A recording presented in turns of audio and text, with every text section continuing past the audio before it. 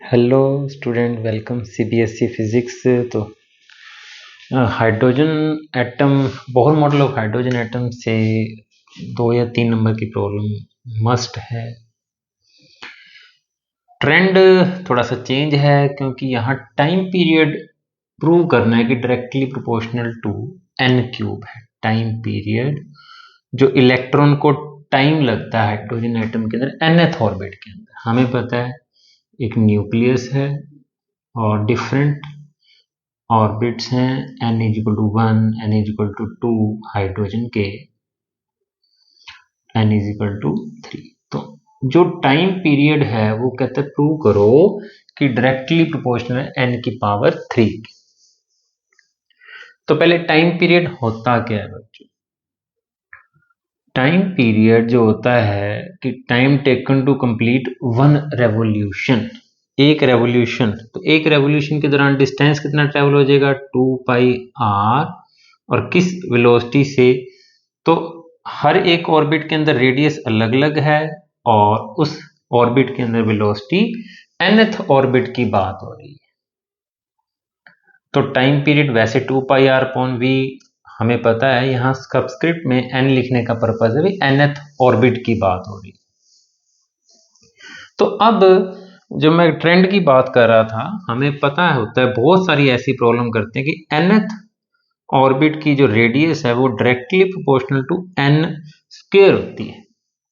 बहुत सारे इस तरह के क्वेश्चन आते हैं कि रेडियस का रेशो 1:2:4, 1:4:9, इस तरह का भी रेडियस ऑर्बिट्स का रेशो भी पूछा जाता था पहले। तो radius directly proportional n square के, अपन इसको डायरेक्टली प्रोपोर्शनल साइन टाके k कांस्टेंट लगा देते हैं।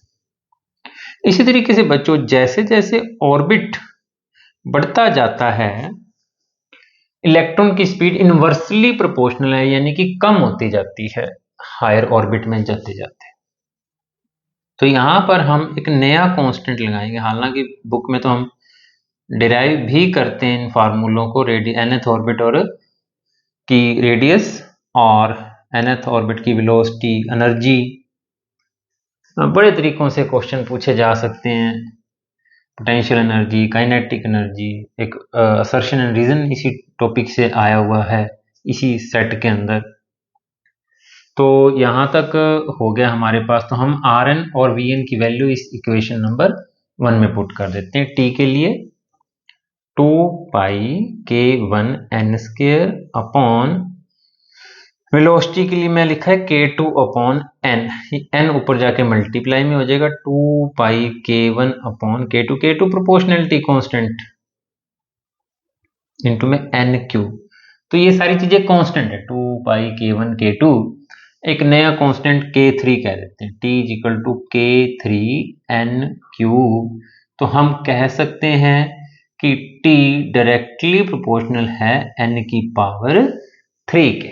2 नंबर का क्वेश्चन है, कोई ज्यादा कैलकुलेशन नहीं है, just you need to know what is time period, radius और वेलोसिटी कैसे डिपेंड करते हैं। फिर तो थोड़ी सी मैथमेटिक्स है हल्का सा, और फ्रीक्वेंसी आ जाए तो फ्रीक्वेंसी इनवर्सली प्रोपोर्शनल हो जाएगी n क्यूब के, क्योंकि time period inversely proportional to frequency होता है।